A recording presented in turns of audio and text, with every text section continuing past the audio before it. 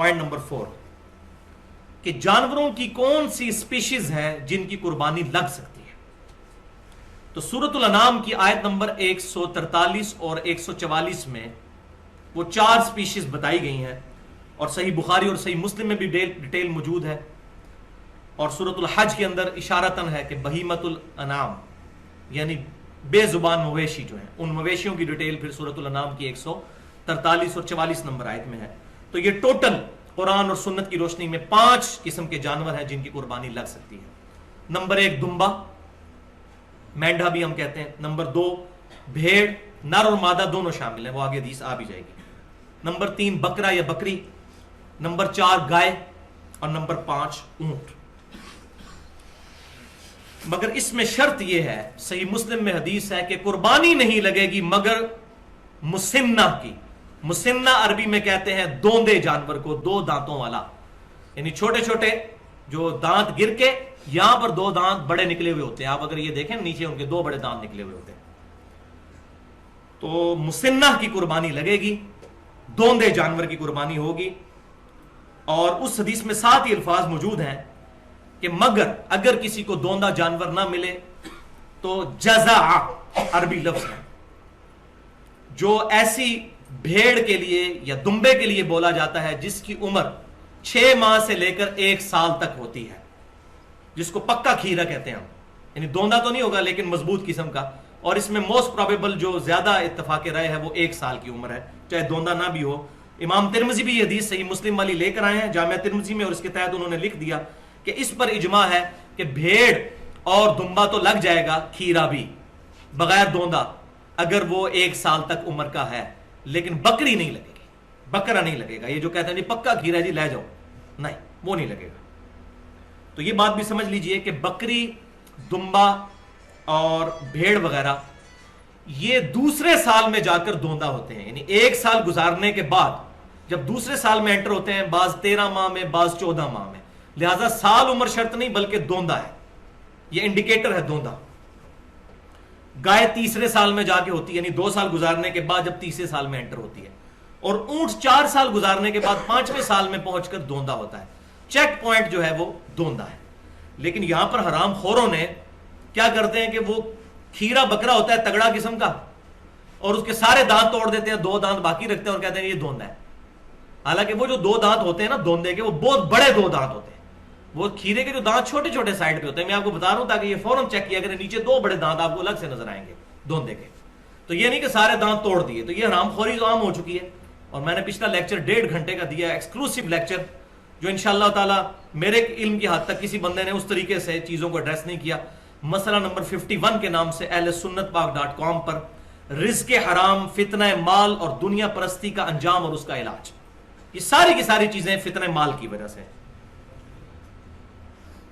اب صحیح مسلم میں حدیث ہے کہ حدیبیہ والے سال آپ صلی اللہ علیہ وسلم نے اونٹ اور گائے میں 7 مسلمانوں کو شریک کیا, یعنی اونٹ میں بھی 7 کو اور گائے میں بھی 7 کو.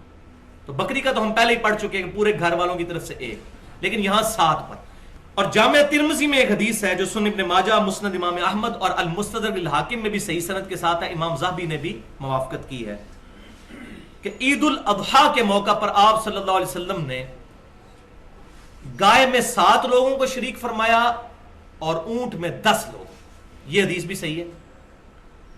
اس کے درمیان آپٹیمل سولوشن تطبیق یہ ہے کہ اگر تو حج کی قربانی ہے, کیونکہ حدیبیہ والے سال حج اور عمرے والا معاملہ تھا, اس نیت سے لوگ نکلے تھے صحابہ کرام علیہم رضوان,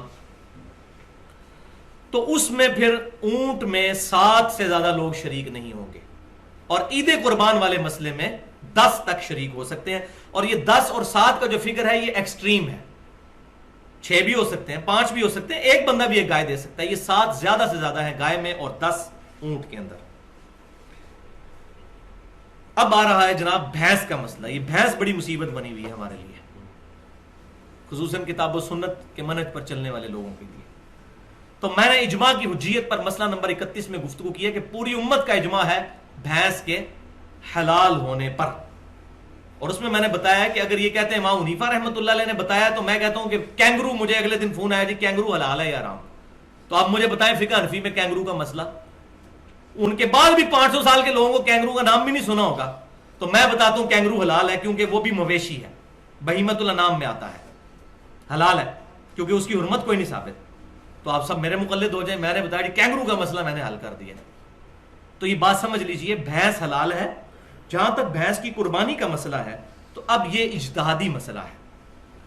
ہمارے جو حنفی لوگ ہیں وہ اس کو, بھینس تو ظاہر قربان نہیں کرتے, اتنی کوئی بیوقوفی کون کرے گا, دودھ دینے والی بھینس جو ہے اتنی مہنگی آتی ہے, 2.5-3 لاکھ اور بعض 5-6 لاکھ تک بھی جو زیادہ دودھ دیتی ہیں, صحت مند قسم کی آسٹریلین جو ہے.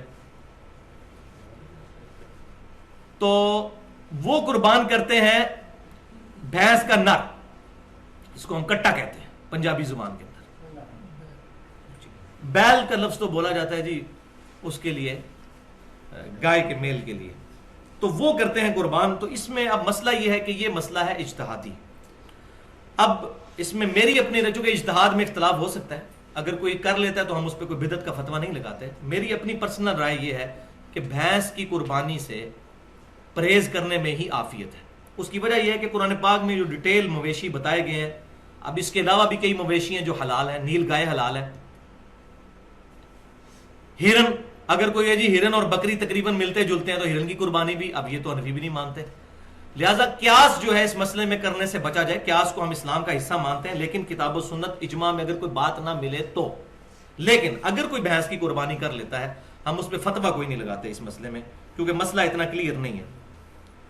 تو یہ الزامی جواب میں نے ہرن والا بھی بتا دیا کہ اس کو اگر بکری کے حکم میں داخل کیا جائے تو پھر ہرن کی قربانی بھی لگ جاتی ہے.